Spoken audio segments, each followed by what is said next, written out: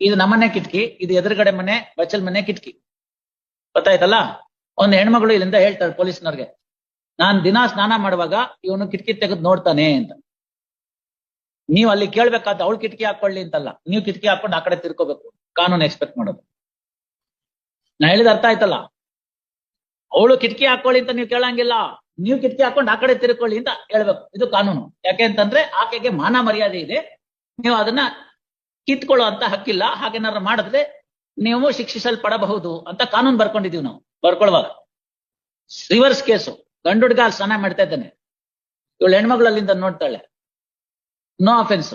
ನೀವು ಠಾಣಾಧಿಕಾರಿ ಆದ್ರೆ ಅದನ್ನ ನೋ ಅಫೆನ್ಸ್ ಅನ್ಬಿಟ್ಟು ಅದನ್ನ ವಜಾ ಮಾಡ್ಬೇಕು. Not even NC, non cognizable offence ಕೂಡ ಆಗೋದಿಲ್ಲ, ಅದು ವಜಾ ಮಾಡ್ಬೇಕು. ಯಾಕೆ ಗಂಡಸರಿಗೆ ಮಾನ ಇಲ್ವಾ?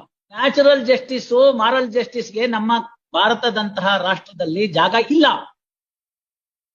ಭಾರತದ ಸಂವಿಧಾನದ ಅಡಿಯಲ್ಲಿ ಯಾವ ಯಾವ ಕಾನೂನುಗಳನ್ನು ಮಾಡಲ್ಪಟ್ಟಿದೆಯೋ ಆ ಕಾನೂನಿನಾತ್ಮಕವಾಗಿ ಯಾವುದಾದರೂ ಒಂದು ಕೃತ್ಯವನ್ನ ಅಪರಾಧ ಅಂತ ಪರಿಗಣಿಸಿದ್ದರೆ ಮಾತ್ರ ಅದನ್ನು ಶಿಕ್ಷೆಗೆ ಒಳಪಡುತ್ತಾನೆ. ಮಿಕ್ಕೆಲ್ಲವೂ ಕೂಡ ನೈತಿಕವಾಗಿ ಅಪರಾಧವಿರಬಹುದು ಅಥವಾ ನೈಸರ್ಗಿಕವಾಗಿ ನಿಮ್ಗೆ ಅಪರಾಧ ಅಂತ ಕಾಣಿಸ್ಬಹುದು. ಅದನ್ನ ಶಿಕ್ಷಿಸಲ್ಪಡಬಹುದಾದ ಕೃತ್ಯ ಅಂತ ಡಿಫೈನ್ ಮಾಡೋ ಹೊರತು, ಅಪರಾಧ ಅಂತ ಡಿಫೈನ್ ಮಾಡೋ ಹೊರತು ಯಾವ